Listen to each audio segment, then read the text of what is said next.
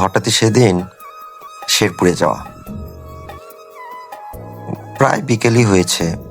তারপরে ভাবলাম একটু আমাদের শেরপুরের সবচেয়ে নান্দনিক এবং আকর্ষণীয় রেস্টুরেন্ট মকটেল আইসল্যান্ড একটু ঘুরে আসি। এই বলতে বলতে ছোট ভাই শাওন বলতেছে, ভাই চলো একটু ঘুরেই আসো, অনেকদিন ধরে যাওয়া হয় না। তারপরে রেস্টুরেন্টের দিকে যাওয়া। কিন্তু দুঃখের বিষয় হলো, রেস্টুরেন্টে ঢোকার পরে চাকচিক্য, আলোকসজ্জা ইত্যাদি দেখে সবারই খুব ভালো লাগবে, এটা নিয়ে আর বলার কিছু নেই। কারণ মকটেল আইসল্যান্ডের স্থাপিতের বয়স প্রায় কয়েক বছর হয়েছে এবং এই বিষয়ে আমরা সবাই জানি। মেনু কার্ডটা হাতে নিয়ে এদিক সেদিক বিভিন্ন রকম কথাবার্তা বলতে বলতে, দুঃখের বিষয় হলো আমরা যেটা খাওয়ার জন্য গিয়েছি সেটা ওই সময়টা অ্যাভেলেবল ছিল না। এই জন্য এমনিতেই খালি ঘুরে ফিরে চলে আসা।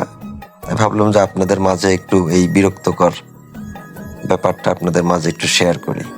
ইনশাল্লাহ নেক্সট টাইমে মকটেলে যাওয়া হবে এবং পূর্ণাঙ্গ ভিডিও মকটেলে কি কি পাওয়া যায়, কি কি ধরনের খাবার অ্যাভেলেবল থাকে, কোন কোন সময়ে, অবশ্যই আমরা সেই বিষয়ে ধারণা দেব।